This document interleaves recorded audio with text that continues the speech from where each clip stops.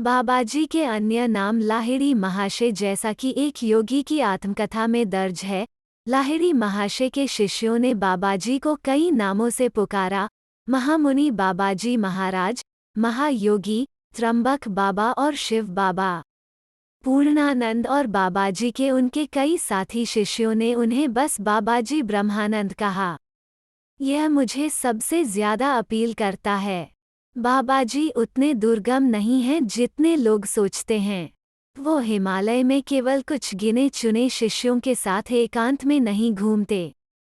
और यद्यपि तुलनात्मक रूप से कुछ लोग उनके साथ रहते हैं, फिर भी उनके साथ कुछ समय बिताने के इच्छुक उम्मीदवारों की एक छोटी सी चाल है। स्वामी पूर्णानंद बाबाजी के साथ हिमालय में एक से अधिक बार रहे, कभी कभी वर्षों तक। उन्होंने डॉक्टर मुखर्जी को बताया कि प्रसिद्ध देवेंद्रनाथ टैगोर, श्री रामकृष्ण का सुसमाचार देखें, एक बंगाली दार्शनिक और धार्मिक सुधारक, बाबाजी के शिष्य थे और उन्होंने हिमालय में उनके साथ काफी समय बिताया। जब उनके और भी प्रसिद्ध पुत्र रवींद्रनाथ टैगोर किशोरावस्था में थे, तब देवेंद्रनाथ ने उन्हें 3 साल के लिए बाबाजी के साथ रहने के लिए भेजा। अन्य शिष्य, अन्य योग साधनाएं बाबाजी और उनके आध्यात्मिक मिशन के बारे में भी एक गलत धारणा है। यह माना जाता है कि उनके पास दुनिया में केवल एक शिष्य था, लाहिड़ी महाशय। मैंने यहाँ जो लिखा है वो दिखाता है कि यह सच नहीं है। इसके अलावा यह माना जाता है कि क्रिया योग ही एकमात्र अभ्यास है जिसे बाबाजी पसंद करते हैं। लेकिन उनके 2 शिष्य ऐसे हैं जिनकी शिक्षा इसका खंडन करती है। विजय कृष्ण गोस्वामी प्रसिद्ध बंगाली संत विजय कृष्ण गोस्वामी श्री रामकृष्ण के सुसमाचार में भी बाबाजी के शिष्य थे। वो वैष्णव दर्शन के थे और उन्होंने अपने शिष्यों और आम जनता को महान मंत्र का निरंतर दोहराव और गायन सिखाया, जो कि कालीसंत्रा उपनिषद में पाया जाता है। हरे राम राम राम हरे हरे, हरे कृष्ण कृष्ण कृष्ण हरे हरे। मैं आपको एक मनोरंजक कहानी सुना सकता हूँ जिसमें बाबाजी ने अपनी चतुर पत्नी से विजय को बचाया, कम से कम थोड़ी देर के लिए। विजय और उनकी पत्नी वृंदावन में थे जहाँ कृष्ण 12 वर्ष की आयु तक रहे। विजय की पत्नी हमेशा उनके तपस्वी तरीकों के बारे में शिकायत कर रही थी और हर समय उन्होंने महामंत्र के संदेश, जिसके लिए बाबाजी ने उन्हें नियुक्त किया था, और अपने शिष्यों के साथ बिताया गया समय बाबाजी के शिष्य लाहिड़ी महाशय की पत्नी की तरह फैलाने में बिताया। इस हंगामे के दिनों के बाद, जब उसकी पत्नी लगातार उसकी शिकायतों के बारे में बात कर रही थी, विजय ने चुपचाप प्रार्थना की, गुरुदेव, कृपया मुझे इस दुख से मुक्त करें।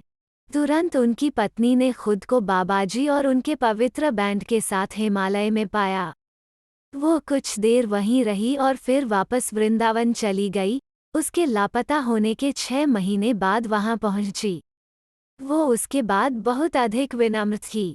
नीम करोली बाबा एक और बहुत प्रसिद्ध शिष्य, क्रिया शिक्षक भी नहीं, नीम करोली बाबा थे, जिनकी आयु 350 वर्ष से अधिक थी और उन्हें भगवान राम के महान भक्त हनुमान के अवतार के रूप में जाना जाता था, जो एक अवतार थे।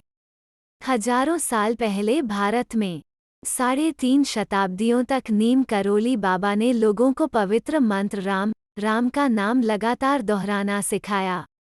भारत के कई योगी राम को दोहराते हैं, लेकिन इसे अवतार का नाम नहीं मानते, बल्कि निरपेक्ष का नाम मानते हैं। दिलचस्प बात यह है कि राम भी भगवान का एक हिब्रू नाम है। श्री नीम करोली बाबा के बारे में कई किताबें लिखी गई हैं।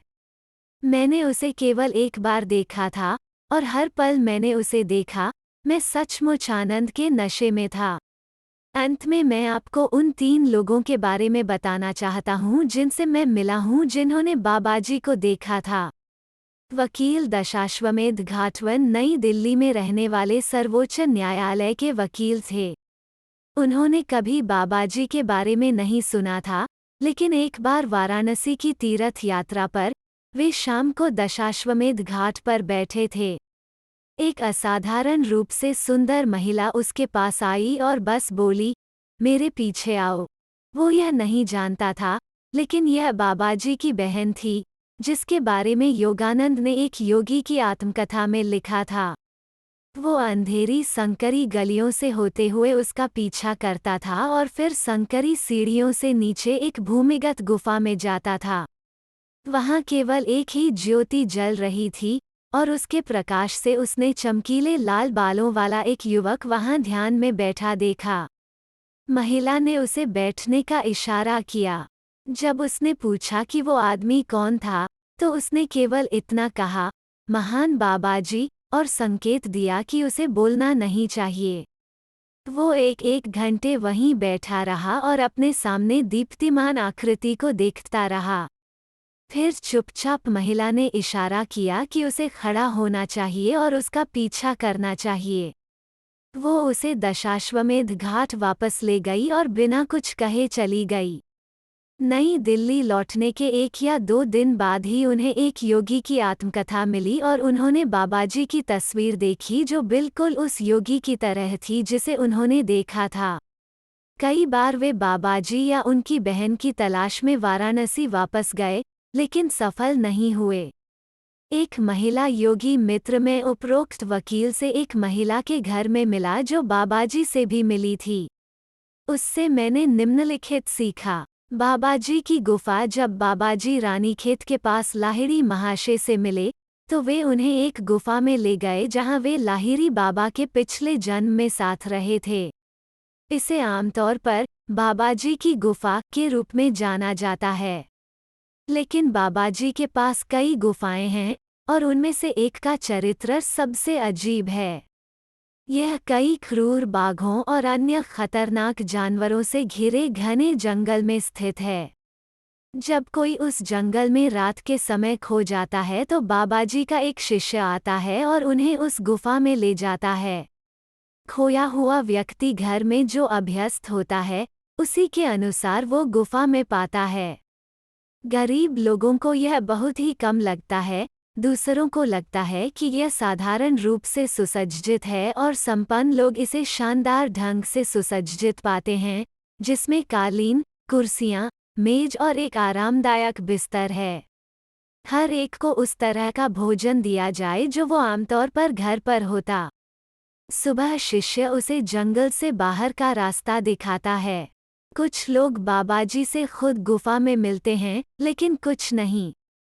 मेरा दोस्त और 3 अन्य बाबाजी को देखने की उम्मीद में उस विशेष गुफा को खोजने के लिए हिमालय में गए। वे जंगल के पास एक साधारण गेस्ट हाउस में रुके थे। एक दिन जैसे ही रात होने वाली थी, उन्होंने अचानक एक बाघ की जोरदार दहाड़ सुनी जो उनके बहुत पास लग रहा था। जिस तरह से वे जंगल में दाखिल हुए थे, उसे याद करते हुए, वे जितनी तेजी से भाग सकते थे, बाबाजी से उनकी रक्षा के लिए प्रार्थना करने लगे। गेस्ट हाउस कुछ मील दूर था, लेकिन वे 20 से 30 मिनट में उसमें पहुंच गए।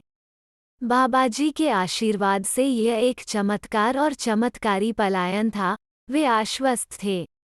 बाबाजी द्वारा बचाया गया। वे हर दिन तलाश में निकलते थे।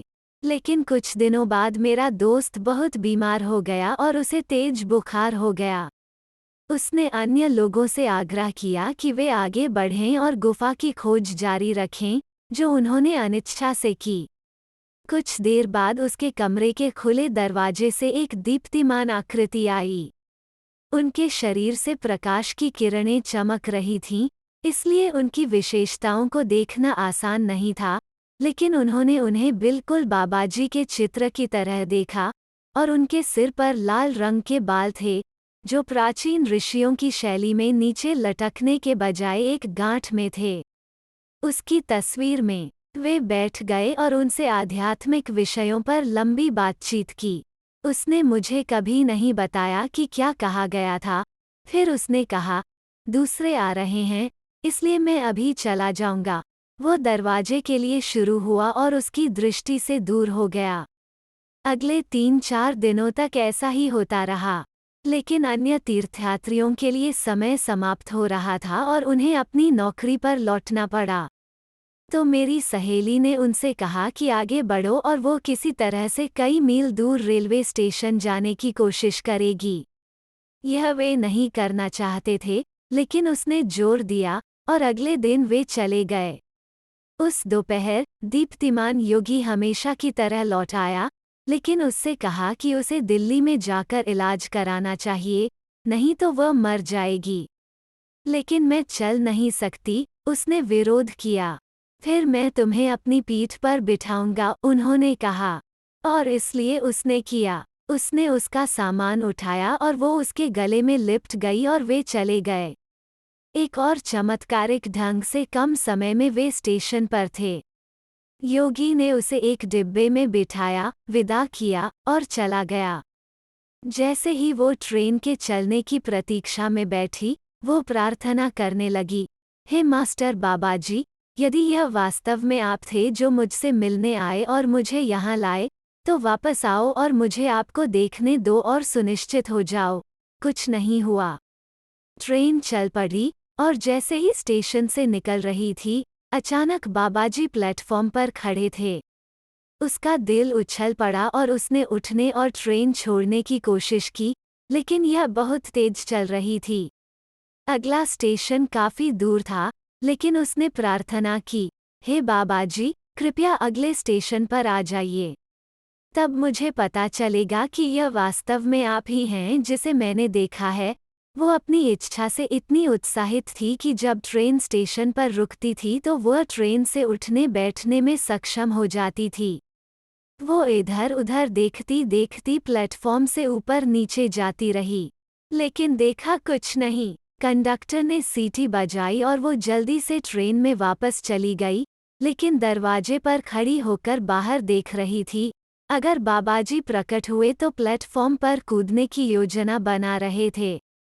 ट्रेन गति पकड़ रही थी और जब वो इतनी तेज जा रही थी कि किसी के लिए भी ट्रेन से बाहर निकलना असंभव था, अचानक बाबाजी खड़े थे और उसे देख रहे थे। तब उसे पता चला कि मृत्युहीन गुरु सचमुच उसके पास आया था और उसने उसकी जान बचाई। उसने और उसके बेटे ने मुझे यह वैसे ही बताया जैसे मैंने अब तुम्हें बताया है। एक योगी मित्र पिछले 2 वृतांत मुझे मेरी पहली भारत यात्रा के दौरान बताए गए थे। अपनी दूसरी तीर्थयात्रा के आरंभ में मैं हिमालय की तलहटी में ऋषिकेश के शिवानंद आश्रम में ठहरा था। वहाँ मैं उत्तर भारत के एक बहुत प्रसिद्ध और सम्मानित युवा योगी से मिला और उनके साथ काफी समय बिताया। एक दोपहर उन्होंने मुझसे बाबाजी के बारे में पूछना शुरू किया और क्या उन्होंने कभी हिमालय छोड़ा है। मैंने उससे कहा कि वो जरूर किया और हिमालय के चरणों में मैदानों में उतर आया।